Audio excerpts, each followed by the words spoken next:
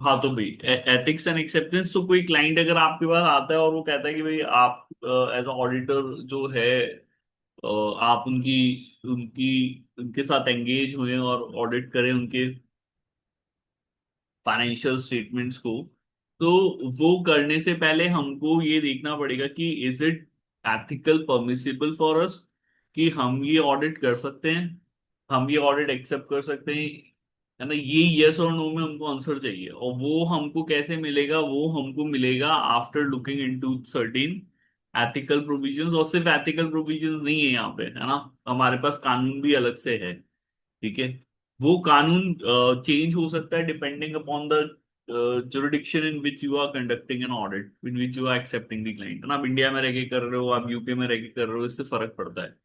ठीक है, उसके अलावा आपका एसीसीए क्या कहता है वो देखने वाली बात है। ये दो चीजें। अब एथिक्स होते क्या है, पहले तो टर्म आप समझिए। ठीक है, एक एक एक चीज होती है लॉ और दूसरी चीज होती है एथिक्स, है ना। अब सब चीजों के लिए आप ये समझो कि हम लोग कानून नहीं बना सकते हैं, पॉसिबल नहीं है ना हर चीज के लिए लॉ फ्रेम कर दे, जैसा नो। Yes sir. हर चीज के लिए लॉ फ्रेम नहीं किया जा सकता तो, लेकिन कुछ चीजों को हम लोग एथिकली, हम लोग इसको यहाँ पर डिटर्मिनेशन कर लेते हैं उसका कि भाई ये चीज एथिकली सही है या एथिकली गलत है। बट अब एथिक्स का मतलब क्या होता है? एथिक्स बेसिकली वो मैनर है जिसमें आप बिहेव करोगे जैसा हम चाहते हैं आपसे बिहेव करना, है ना। It is generally, it is created under us जो आपके आसपास अराउंड अराउंड योर एनवायरनमेंट होता है ना, एथिक्स बेटा वहां क्रिएट होते हैं। आप किसी सोसाइटी में रहते हो ना, तो वहां के सोसाइटी की एक्सपेक्टेशन से ही बेसिकली एथिक्स कंसीडर किए जाते हैं। ठीक है, हर चीज के लिए कानून नहीं है। अब आप कैसे कपड़े पहनते हो, कैसे रहते हो, कैसे क्या खाते हो, क्या पीते हो, ये सब चीजें कैसे डिटरमिन होती हैं? आप जिस सोसाइटी में रह रहे हो वहां पे लोग किस तरीके से क्या आपसे अपेक्षाएं रखते हैं, क्या वो एक्सपेक्टेशन रहते हैं, उन्हीं सब चीजों से डेवलप होती है ना। ये सुनो, हाँ है ना। ऐसे ही होते हैं एथिक्स, यस जैसे सर। हम लोगों को बचपन से कुछ चीजें सिखाई गई है ये कि बेटा ये करना गलत है, ये करना सही है, तो वो एथिकली हम लोगों के लिए चीज सही है गलत है वो चीज वैसे ही क्रिएट होती है। It is generated with in the environment, है ना, विद इन आवर कल्चर्स। लेकिन जब हम ऑडिट की बात कर रहे हैं, तो ऑडिट इज अ प्रोफेशन, है ना। अब जब आप एक प्रोफेशन की बात करते हो, तो यहाँ पर एथिक्स को सिर्फ जनरेट होने के लिए नहीं छोड़ दिया गया कि ठीक है यार एज अ सोसाइटी जो भी नेचुरली ऑर्गेनिकली ग्रो होंगे वो हो जाएंगे। हमने प्रोफेशनल एथिक्स को कोडिफाई कर लिया। कोडिफाई करने का मतलब होता है उसको हमने रिटन मैनर में हम लोग लेकर के आ गए। ठीक है, तो एज अ प्रोफेशनल जो एथिक्स आपको फॉलो करने हैं वो generally all they are codified, और उनको हम यहाँ पे पढ़ने वाले हैं। ठीक है, बात समझ में आ रही है यहाँ पे, यस और नो? यस। हाँ, क्लियर है Purva? Yes sir. Professional accountants, अब इन्होंने क्या लिखा है यहाँ पे, professional accountants are responsible to act in public interest, the purpose of assurance engagement is to increase the confidence of the intended user. Therefore, user need to trust the professional who is providing the assurance, है ना। अब आप लोग first class में नहीं थे, तो मैं थोड़ा सा यहाँ पे थोड़ा सा ये समझा देता हूँ कि भाई क्या अलग यहाँ पे हो रहा है। इन्होंने जो टर्म यूज किए इनसे फर्स्ट चैप्टर में यूज हो गए, है ना, इसलिए बता रहा हूँ आप लोगों को वापस। नेहल तो थी शायद, पूर्वा नहीं थी ना फर्स्ट चैप्टर के टाइम में, पूर्वा आप नहीं थे? हम्म। तो अब क्या है कि ना, ऑडिट में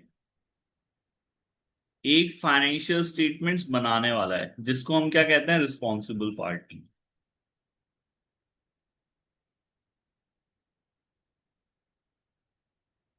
ठीक है, और financial statement itself subject of audit है। ये वो चीज है जिसको ऑडिट किया जाना है।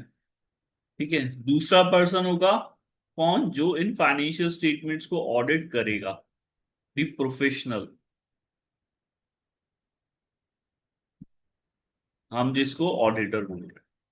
ठीक है, तीसरा पर्सन कौन होगा? जो इन फाइनेंशियल स्टेटमेंट्स को देख करके कुछ डिसीजन लेगा, जिसको हम लोग क्या कहते हैं, यूजर्स कहते हैं। जैसे कि वो इन्वेस्टर हो सकता है, ठीक है, जैसे कि वो क्रेडिटर हो सकता है, वो गवर्नमेंट हो सकती है, वो कंपनी का खुद का मैनेजमेंट हो सकता है, कोई भी पर्सन हो सकता है ना। बहुत लार्ज, हमारे बहुत सारी हमारे पास काउंटिंग है इसके लिए, पर ठीक है। तो अब यहाँ पे रिस्पॉन्सिबल पार्टी फाइनेंशियल स्टेटमेंट बनाती है, प्रोफेशनल उनको ऑडिट करता है, यूजर उनपे उनको देख करके अपने डिसीजंस लेता है। तो आपकी ड्यूटी क्या है? आपकी ड्यूटी टुवर्ड्स यूजर ये है, आपका काम क्या है? आपका काम ये है कि भाई इस यूजर का इस फाइनेंशियल स्टेटमेंट्स के अंदर इंटरेस्ट एनहांस करना। सो ये यूजर जो है ना, ये आपको बहुत एक रेप्यूटेड पर्सन के उसमें देखता है। देखो, आप जब प्रोफेशनल हो जाते हो ना, चाहे भी आप डॉक्टर हो, चाहे भी आप ऑडिटर हो, या आप लॉयर हो, तो सोसाइटी में आपको एक अलग तरीके से देखा जाता है। और ये जरूरी है कि आप अपने प्रोफेशन की रेपुटेशन को बढ़ाएं, कम करें। क्या होना चाहिए? बढ़ाना चाहिए ना हमको, हमारी प्रोफेशन की रेपुटेशन को। यस और नो? हाँ है ना? Yes, sir. हाँ। तो प्रोफेशन में हमारी रेपुटेशन बढ़ेगी, हमारी अकेले की रेपुटेशन नहीं होती, आपके साथ आपकी पूरी की पूरी जो आपकी एसोसिएशन है, आप उसको रिप्रेजेंट कर रहे हो। अगर आप कोई भी ऐसा काम करोगे जिससे आपके प्रोफेशन को डिसरिप्यूट आएगा, तो उसके कॉन्सिक्वेंसेस हो सकते हैं ना, वो भी हम पढ़ेंगे आगे की पे। अगर मैंने ऐसे भी काम किया जिससे मेरा पूरा प्रोफेशन ही डिसरिप्यूट हुआ है, तो हम ये लोग हमको इस तरीके से देखते हैं, और हम भी चाहते हैं कि वो हम पे ट्रस्ट करें, हमारी एसोसिएशन पे ट्रस्ट करें। ठीक है, Therefore, the user need to trust the professional who's provide। इसलिए उन्होंने बहुत क्लियर फील है, इसलिए यूजर का प्रोफेशनल के ऊपर विश्वास होना चाहिए। In order to be trusted, the assurance provided needs to be independent of their client. ठीक है, तो ऑडिटर का अपने क्लाइंट से क्या होना चाहिए? इंडिपेंडेंट होना चाहिए, तभी आपके ऊपर क्या किया जा सकेगा? ट्रस्ट किया जा सकेगा। तो अच्छा, अब तीन पार्टी हो गई यहाँ पे। एक पार्टी कौन हो गई? जिसने की फाइनेंशियल स्टेटमेंट बनाया। दूसरी पार्टी कौन हो गई? ऑडिटर हो गया। और तीसरा पर्सन कौन हो गया? जो हमारा यूजर था। ठीक है, तो ये यूजर क्या चाहता है? ये यूजर ये चाहता है कि ऑडिटर जो है ना बेटा, वो क्लाइंट से क्या हो? इंडिपेंडेंट हो। आप इस क्लाइंट से इंडिपेंडेंट हो। ठीक है, मैं लिख नहीं पा रहा हूं, कोई बात नहीं। अब क्लाइंट से आप इंडिपेंडेंट हो तो क्या मतलब है? ये चाहता है कि आप क्लाइंट से इस तरीके से जुड़े हुए हो, मतलब सॉरी, जुड़े हुए नहीं हो कि भाई आप यहाँ पे बाइस्ड हो। बाइस समझते हो वर्ड? यस और नो? Yes, sir. So, ठीक है, तो आप इस तरीके से नहीं जुड़े हुए होने चाहिए कि आप क्लाइंट की तरफ बाइस्ड हो। आप क्लाइंट से इंडिपेंडेंट होने चाहिए, तभी वो आपके ऊपर क्या कर पाएंगे? ट्रस्ट कर पाएंगे। ठीक है, ग्रेजुअली हम इस वर्ड को समझेंगे, इंडिपेंडेंट होने को, कि भाई क्या मतलब है, काफी डिटेल्ड है। प्रोफेशनल अकाउंट, हाँ ये in order to trust it, the assurance provider needs to be independent to the client. Independence can be defined as having freedom from situations and relationships where objectivity would be perceived to be impaired by a reasonable and informed third party. So this is how independence can be defined. ठीक है ना? इसको gradually देखो, धीरे धीरे आपको इसका concept समझ में आएगा कि अच्छा इंडिपेंडेंट होने का मतलब क्या है।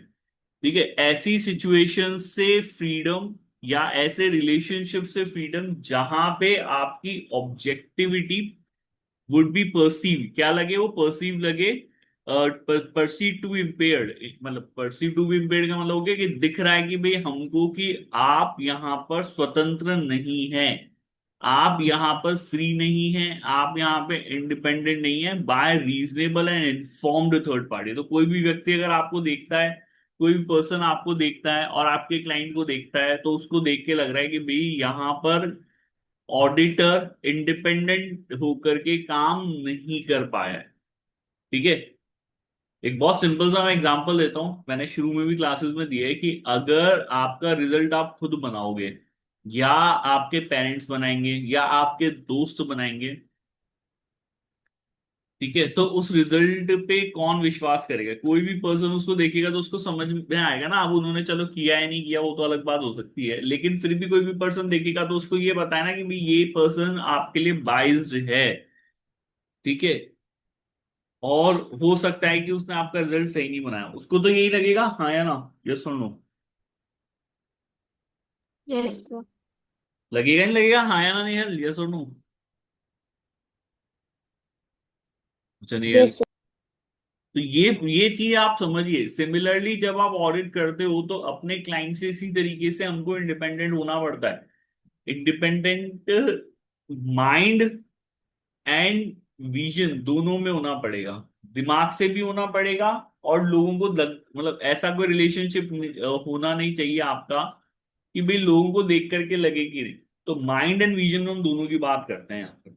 तो फ्रीडम आपको उन सभी सिचुएशंस और रिलेशनशिप से चाहिए जहां पे सामने वाले को देख के लगे कि यार मेरी ऑब्जेक्टिविटी कॉम्प्रोमाइज हुई है। What is objectivity? Objectivity term समझिए, सुनिए क्या होता है व्हाट इज ऑब्जेक्टिविटी। ठीक है, ऑब्जेक्टिविटी का मतलब होता है कि जब आप जैसी चीजें देख रहे हो वैसी चीजें बता रहे हो, it is termed as objectivity. Subjectivity का मतलब होता है कि जो मैंने चीजें देखी उसको मैंने अपने हिसाब से तोड़ मरोड़ के बता दिया, वो सब्जेक्टिविटी होता है। इसलिए जब आप इवन एग्जाम पे भी, हमारे सब्जेक्टिव ऑब्जेक्टिव पेपर होता है, ऑब्जेक्टिव पेपर में जैसे पूछा जाता है कि ये चार ऑप्शन है इसमें से एक सही जवाब दो। और जबकि सब्जेक्टिविटी में आपके पास थोड़ी लिबर्टी होती है, आप अपने हिसाब से कुछ चीज लिख सकते हो, है ना, जैसे नो। जी जी।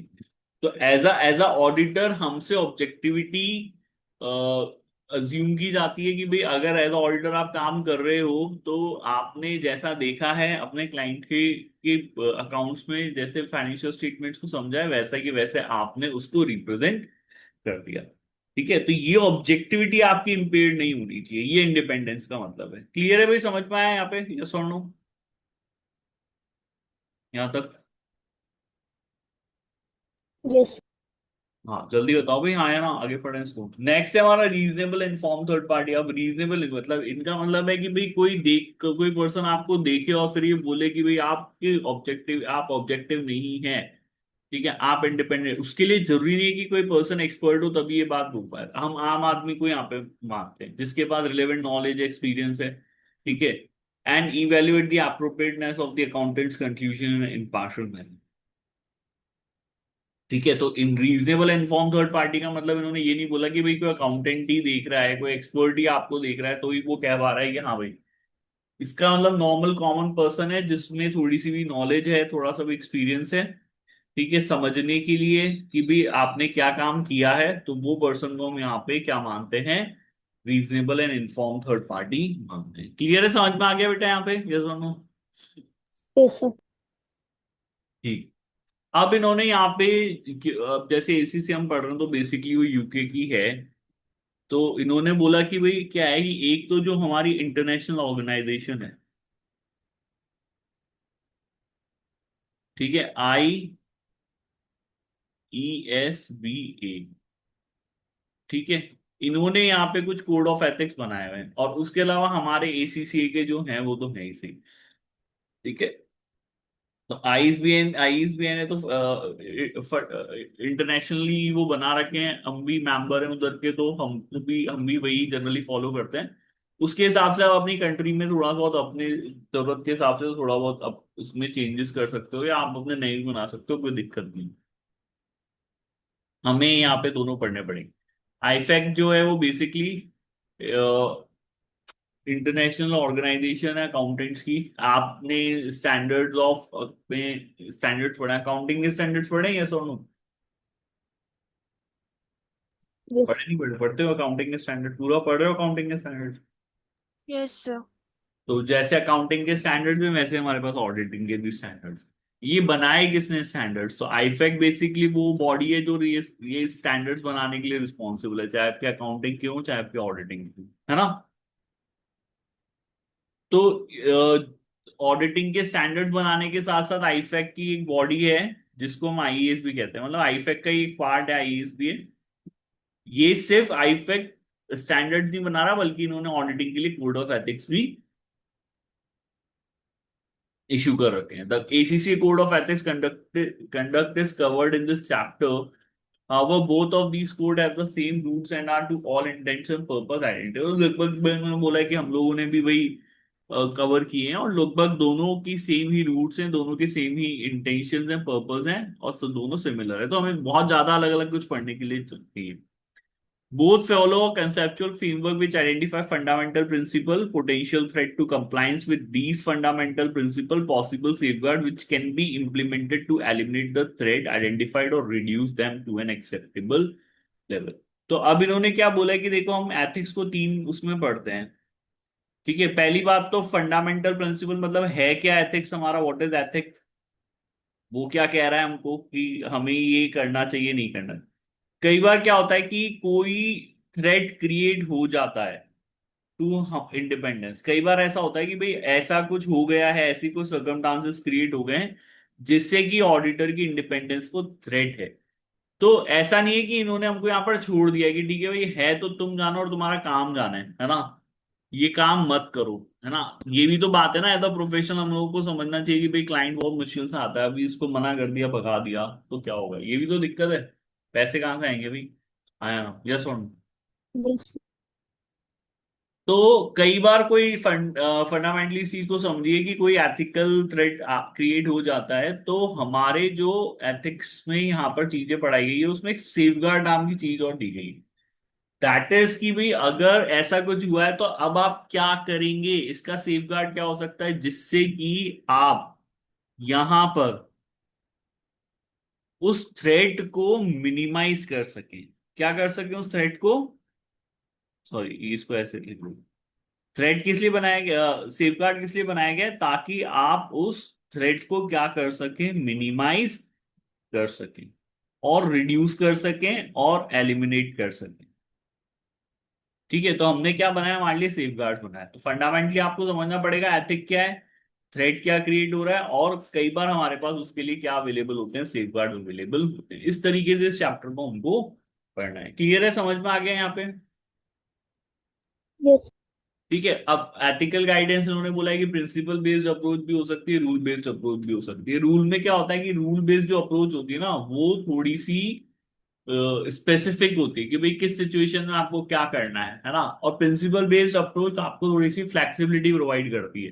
ये फर्क समझते हो रूल और प्रिंसिपल में? yes, ठीक है, तो आईएएसबी और एसीसीए ने दोनों ही रूल बेस्ड अप्रोच की जगह प्रिंसिपल बेस्ड अप्रोच को चूज किया है। ठीक है, practitioners should apply the spirit of the code in everyday practice. Professional bodies such as the ACC have the right to discipline members who fail to comply with the code of ethics through a process of disciplinary hearing। तो ऐसा नहीं है कि principle based approach है तो आप ये सोचो हाँ ठीक है इसको नहीं करना है। देखो एथिक्स अप्लाई करना जरूरी है। अगर आप एथिकल मैनर में काम नहीं करेंगे और तो आपके अगेंस्ट में एसीसीए डिसिप्लिनरी एक्शन ले सकती है।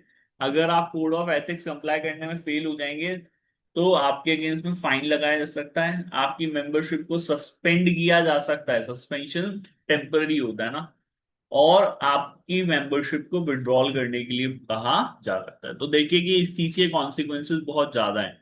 तो हमें समझना पड़ेगा कि भाई ये जो एथिक्स हैं ये सिर्फ और सिर्फ यहाँ पे पढ़ने की चीज नहीं है, हम जब काम करेंगे तो हमारे काम में भी ये चीज दिखने चाहिए। ठीक है भाई, समझ में आ गई बात यहाँ पे, यस और no? yes, now the next thing is the fundamental principles, है ना। एथिक के साथ साथ कुछ हमारे ऑडिट के फंडामेंटल प्रिंसिपल्स हैं। इनको इनके बिना तो आप ऑडिट करोगे ही नहीं, ये चीज आप समझना। क्या है fundamental principle? Professional competency and due care, professional behaviour, confidentiality, objectivity और इंटीग्रिटी। इन पांच चीजों को हम लोग क्या कहते हैं यहाँ पे, फंडामेंटल प्रिंसिपल कहते हैं। ठीक है, इसके बिना आप ऑडिट एक्सेप्ट नहीं कर सकते किसी भी कंडीशन में। इन पांच चीजों के बिना आप ऑडिट एक्सेप्ट नहीं करेंगे, या ऑडिट करेंगे तो ये पांचों चीजें आपको मेंटेन करनी पड़ेगी।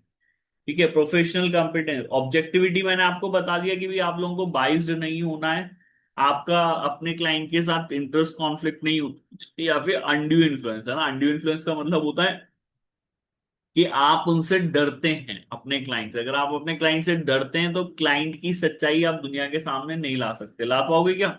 अगर आप उससे डरते हो तो अनड्यू इन्फ्लुएंस वो आपके ऊपर रखता है तो। Yes. ठीक है ना? तो बहुत ही फंडामेंटल लैंग्वेज में कहूँ, हमके अपने क्लाइंट के साथ ना किसी प्यार का रिश्ता होना चाहिए, ना किसी डर का रिश्ता होना चाहिए। ना तो हम उससे प्यार करते हैं, ना उससे डरते हैं।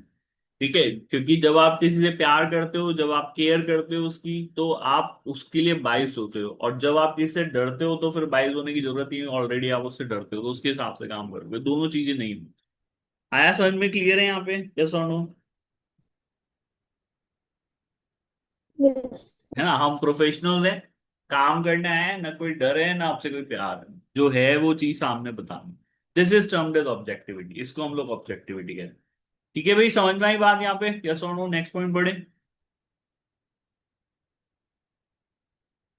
Yes. हाँ, नेक्स्ट हमारा पॉइंट है प्रोफेशनल बिहेवियर। तो बिहेवियर आपका प्रोफेशनल होना चाहिए। प्रोफेशनल बिहेवियर से क्या मतलब है? ठीक है, एक आम आदमी के बिहेवियर में और आपके बिहेवियर में कैसे फर्क होगा? तो आपके बिहेवियर में ऐसे फर्क होगा कि आप जो भी रिलेवेंट लॉज एंड रेगुलेशंस है उसको कंप्लाई करते हुए, और कोई भी एंड अवॉइड एनी कंडक्ट, कोई भी ऐसा कंडक्ट नहीं करेंगे जिससे कि आपके प्रोफेशन पे लोगों का अविश्वास हो, डिस्क्रेडिट आए।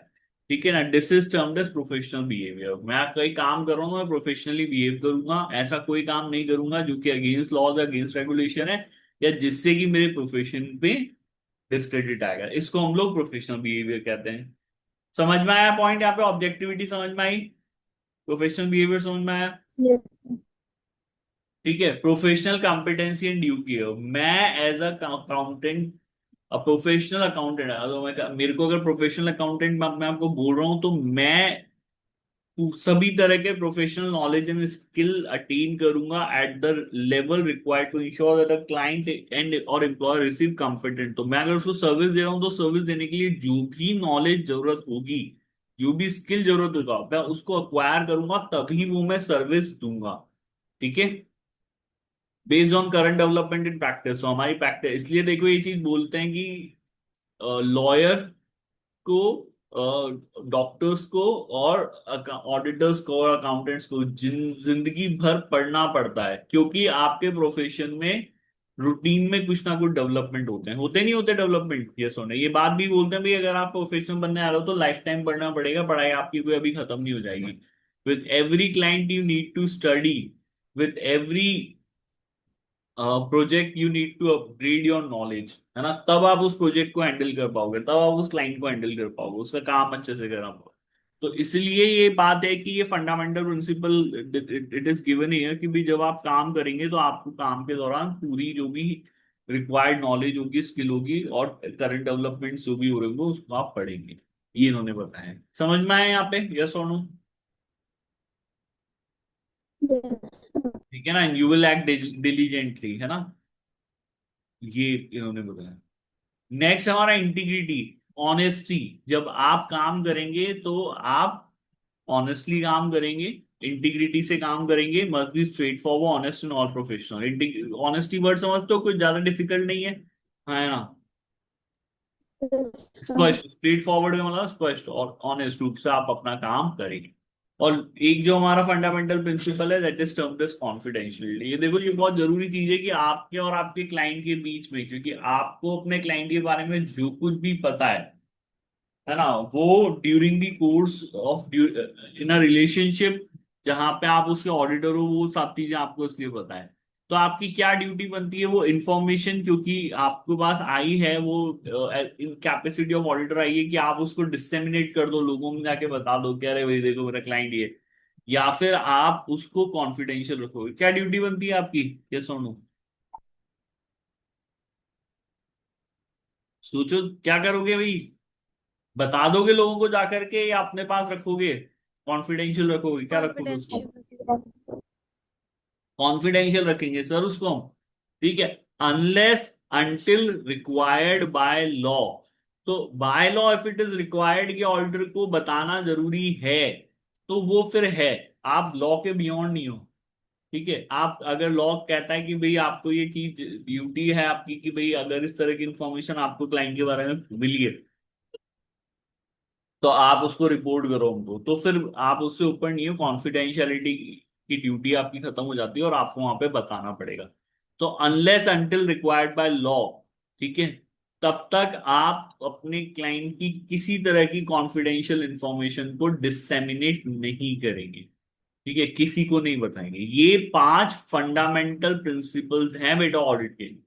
ठीक है, पांचों हमको ऑडिट करने से पहले, ऑडिट के ड्यूरिंग और ऑडिट खत्म हो जाने तक मेंटेन करने पड़ेंगे। क्या क्या हो गया? ऑब्जेक्टिविटी समझ में आ गया, प्रोफेशनल बिहेवियर आपका रहना चाहिए, आप प्रोफेशनली कंपिटेंट होने चाहिए, ड्यू केयर होगी, इंटीग्रिटी ऑनेस्टी से काम करोगे, ठीक है, स्ट्रेट फॉरवर्ड जो भी बात होगी वो सामने रखोगे, और अपने और क्लाइंट के बीच की सारी इंपॉर्टेंट इंफॉर्मेशन को कॉन्फिडेंशियल रखोगे। ठीक है भाई, समझ में आ गया यहाँ पे? यस और नो? हाँ या ना, जल्दी बोलो ना। Yes, sir. हाँ। The now these are certain कुछ एग्जांपल्स इन लोगों ने दिए। A member was found guilty of misconduct because they sign the auditor report without conducting any audit work contrary to the, ये किस चीज के कॉन्ट्रैरी? बिना कोई ऑडिट करे ही आपने ऑडिट रिपोर्ट साइन करके दे दी। ठीक है, it is a question of integrity. इतनी बदमाश हो गए आप लोग, इतने इतने झूठे हो। इंटीग्रिटी का क्वेश्चन है ये, यस और नो? हाँ या ना? It is an example of integrity नहीं है आपके अंदर, आप ऐसे गलत काम कर रहे हो, है ना? Yes, Yes. It is an example of integrity. A member was found guilty of misconduct because they failed to advise the client to have an audit when an audit was required by law। ठीक है, तो by law मैंने, जो client is required to audit और आप उसको ये advice ही नहीं कर पाए, आपके पास भाई इस समय को ऑडिट करवानी है, तो आपको पता ही नहीं है कि उसको ऑडिट करानी है नहीं करानी है।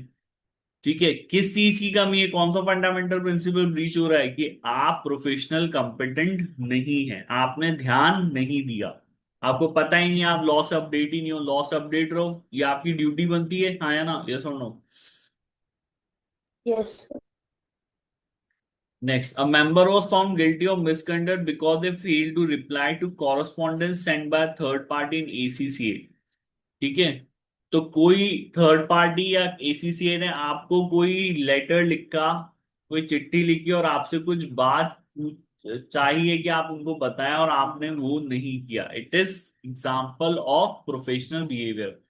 एसीसी अगर या कोई थर्ड पार्टी आपसे कोई पूछती है तो आपका प्रोफेशनल बिहेवियर कैसा होना चाहिए? ऐसा होना चाहिए कि कोई क्या सोचेगा, यार कैसा कैसा अकाउंटेंट है, बात तरीका नहीं है यहाँ पे इनको कि एसीसी ने कोई चिट्ठी लिख करके भेजी उसका मैं रिप्लाई कर लूँ। It is not a professional behaviour. आपका बिहेवियर कैसा होना चाहिए? प्रोफेशनल होना चाहिए। ठीक है। Yes, sir. A member was found guilty of misconduct because they lost possession of client book and records to the third party। ये सिंपल है, कॉन्फिडेंशियलिटी है ना? A member was found guilty of misconduct because they carried out an audit of a company in which they owned shares without implementing appropriate steps। तो जिस company के shares आपने खरीदे हुए हैं, उसी कंपनी की आप ऑडिट कर रहे हो, आपका इंटरेस्ट है कंपनी के साथ जुड़ा हुआ। ठीक है, अब आपने ऑडिट अच्छे से करी नहीं करी, लेकिन लोगों को ये दिख रहा है कि आपने अपना काम अच्छे से नहीं किया होगा। It is an example of objectivity. ठीक है, समझ में आया यहाँ पे? यस और नो? Yes, sir.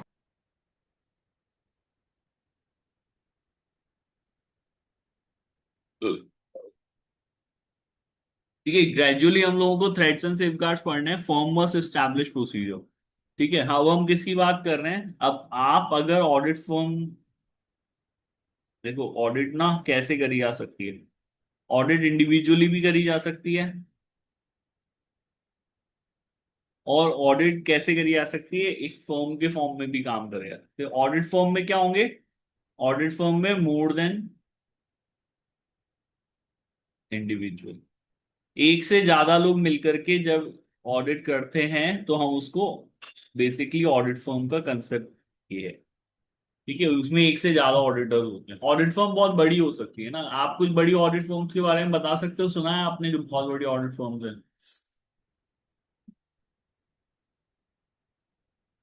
नहीं पता? बिग फोर का नाम नहीं सुना आपने कभी? Yes, sir. EY. ऐसी 4 बड़ी फर्म्स हैं जिनको हम लोग बड़ी ऑडिट फर्म मानते हैं। ठीक है, यहाँ पे कोई नाम याद बता सकता है मुझे, क्या क्या नाम है? KPMG, EY, Deloitte, हाँ, और कौन सी है? PwC. E&Y एक तो। Yes, sir. हाँ, एक तो E&Y आ गई, और बताओ। Deloitte, डिलॉइट है। और KPMG. KPMG है। Yes, sir. और एक PwC है। डिलॉइट, EY, KPMG और PwC, इनको हम लोग बिग फोर ऑडिट फर्म्स कहते हैं। तो जो बहुत बड़ी कंपनीज होती हैं, है ना, अब जैसे सिर्फ इंडिया के उसमें जब बात करें, जैसे कि रिलायंस एक बहुत बड़ी कंपनी है, या अगर हम वर्ल्ड लेवल पे ग्लोबल लेवल पे बात करते हैं, तो ये कुछ कंपनीज हैं, माइक्रोसॉफ्ट है आपकी, एप्पल है। तो ऐसी जो बड़ी बड़ी कंपनीज होती है, तो इनके लिए कोई इंडिविजुअल ऑडिट करे ये पॉसिबल नहीं है, इनको बड़ी ऑडिट फर्म्स की रिक्वायरमेंट होती है। ठीक है। तो आप आपके लिए एक ऑप्शन ये है कि भाई आप या तो इंडिविजुअली ऑडिट अपनी करनी चालू करो, बट उसके लिए आपको खुद की प्रैक्टिस सेटअप करनी पड़ेगी। ठीक है। अब वो आपकी इच्छा है या फिर आप क्या कर सकते हो, इन ऑडिट फर्म्स में जॉब कर सकते हो। ठीक है, इनके पास ऑलरेडी बहुत बड़ी बड़ी कंपनीज की ऑडिट है, तो they will utilize you in their audits. ठीक है, एक अच्छा एक्सपीरियंस आप वहां पे ले सकते हो। है ना भाई, समझ में आया यहाँ पे, यस और नो? Yes. Yes, sir. ठीक है। तो ऑडिट पढ़ाने के साथ साथ मैं थोड़ा ये भी बताता हूँ कि ना बच्चों को, ताकि वो मेंटली अपने आप को प्रिपेयर करें कि क्या करना है। देखो, दो चीजें हैं कि आप अगर जॉब करने जाते हो तो इट इज वेरी गुड कि आपको, अगर बिग फोर, जरूरी नहीं बिग फोर में बहुत सारी दूसरी भी ऑडिट फर्म्स हैं। ठीक है, ये तो सिर्फ चार नाम हम लोगों को पता है, लेकिन दुनिया में बहुत सारी दूसरी ऑडिट फर्म्स हैं, तो आप वहां पर इजीली एज अ ऑडिटर ही काम आप करोगे, आप वहां पे ज्वाइन कर सकते हो, आपको महीने का कुछ पैसा मिल जाएगा, fix amount, that will be your salary, जो अच्छी होती है ना। तो आप ये कर सकते हो, है ना। अदरवाइज पर ये चीज ध्यान रखना कि अगर आप किसी के लिए काम करोगे तो फिर जीवन भर आप उसके लिए ही काम करोगे, आपकी खुद की कोई आइडेंटिटी नहीं। लेकिन अगर आप थोड़ा सा सोचोगे कि नहीं यार, मेरे को खुद का अपना इंडिविजुअली करना है, तो gradually it will going to take time, financial hardship भी होंगी। ऐसा नहीं है कि इतनी पढ़ाई करने के बाद भी आपको बहुत सारा पैसा इनिशियल फेज में मिल जाएगा, but once you will be recognise, one your goodwill will be establish, आप अपनी खुद की ऑडिट फर्म भी स्टैब्लिश कर सकते हैं। तो दोनों ही प्रोफेशंस में अपने फायदे, दोनों ही तरीके से काम करने में अपने फायदे नुकसान है, डिपेंडिंग अभी आपको आगे क्या करना है वैसे। ठीक है, समझ में आया यहाँ तक, यस और नो? Yes. तो अब क्या है कि देखो, ऑडिट फर्म तो जो है वो, ऑडिट फर्म का क्या है कि जब बड़ी ऑडिट फर्म्स होती हैं, बहुत सारे होते हैं, तो उनको अपना क्वालिटी मैनेजमेंट करना पड़ता है, क्योंकि एज अ ऑडिट फर्म जब आप, या फिर इवन एज अ इंडिविजुअल भी आपको सर्विस दोगे, तो आप कैसे अपनी क्वालिटी मैनेज करेंगे काम की। ठीक है, ये सब सेटअप आपको करना पड़ेगा, है ना। जब, क्योंकि मैनेजमेंट की जरूरत क्या है, जब आप एक से ज्यादा जने मिलकर के काम करते हो तो मैनेजमेंट की जरूरत है। सिमिलरली इन्होंने बोला है कि एज अ ऑडिट फर्म जब हम काम करते हैं, तो फर्म को अपने इंडिपेंडेंस को लेकर के, अपने ऑब्जेक्टिविटी को लेकर के कोई एथिकल थ्रेट है या नहीं, ये आइडेंटिफाई करना पड़ेगा। और ये आइडेंटिफाई करने के बाद कैसे उसको रिड्यूस किया जा सकता है, इसको आपको सेफगार्ड करना पड़ेगा। ठीक है, ये बात समझ में आ रही है यहाँ पे, यस और नो? तो आपके पास दो प्रोसीजर्स होने चाहिए। एक प्रोसीजर जो ये आइडेंटिफाई करे कि भाई कोई थ्रेट है, और एक प्रोसीजर आपके पास होना चाहिए कि उस थ्रेट को हम क्या करें, यहाँ पे मिनिमाइज करें। तो you need procedures to be set up to identify the threats and to eliminate the threat, to reduce the threat, to minimize the threat। ठीक है, ये प्रोसीजर आपको सेटअप करने पड़ेंगे। ठीक है, भी बात समझ में आई यहाँ पे, यस और नो? Yes. ठीक है। डिटेल में बात करें तो थ्रेट का आइडेंटिफिकेशन करना, असेसमेंट करना और सेफगार्ड अप्लाई करना, ताकि थ्रेट को एलिमिनेट किया जा सके या फिर उसको एक्सेप्टेबल लेवल तक रिड्यूस किया जा सके। सेफगार्ड कुछ भी नहीं है, इन्होंने डिफाइन भी कर दिया, सेफगार्ड एक एक्शन और मेजर है जिससे कि थ्रेट को एलिमिनेट, रिड्यूस किया जाता है एक्सेप्टेबल लेवल तक। आया समझ में, क्लियर है बेटा यहाँ पे, यस और नो? Yes, sir. तो Yes. आपकी प्राइमरी कोशिश होनी चाहिए कि अगर कोई थ्रेट है तो उसको एक्सेप्टेबल लेवल तक हम लोग रिड्यूस कर दें, अदरवाइज उसको एक्सेप्टेबल, उसको एलिमिनेट कर दें, अदरवाइज उसको एक्सेप्टेबल लेवल तक रिड्यूस करें। ठीक है। अब जो थ्रेट हम लोगों को पढ़ने हैं, वो 5 हेड में क्लासिफाइड हैं: self interest, self review, familiarity, intimidation और एडवोकेसी। इन 5 हेड में हमने क्या किया, हमारे सारे थ्रेट्स को क्लासिफाई किया है। ठीक है, आज के लिए इतना सफिशिएंट है, हम लोग कल इसको फर्दर आगे पढ़ेंगे। कोई डाउट हो तो बता दो। समझ में आया जो पढ़ाया नियल, पूर्वा? यस और नो? यस। Yes sir. तो 5 हेड में हमने उनको क्लासिफाई कर दिया, कल हम इसको कंटिन्यू करते हैं। चलो आज के लिए इतना सफिशिएंट है, bye, good day. Sir sir हाँ ठीक है। सर प्लीज आप क्लास की टाइमिंग चेंज कर सकते हो क्या, शाम की कर सकते हो? शाम को कर तो सकते हैं, बट यार मेरे साथ कई बार दिक्कत हो जाती है, कोई क्लाइंट वगैरह शाम को आ जाते हैं, तो मुझे सर 8-9 बजे या 10 बजे भी नहीं, मैं चलेगा। कर दूंगा शाम को, बट मैं इस मंथ नहीं कर पाऊंगा ना, नेक्स्ट मंथ में कर दूंगा, है ना। ये मंथ खत्म ओके। होने वाला ही, वैसे ज्यादा बचा ही गया है, 15 दिन बचे हैं। तो, ओके सर। तो इस मंथ तो चला लो, फिर नेक्स्ट मंथ से हम लोग कोशिश कर लेंगे इसको इवनिंग में करने का, है ना। Okay sir. चलो ठीक है, अभी क्लास खत्म करते हैं, बाय, गुड डे।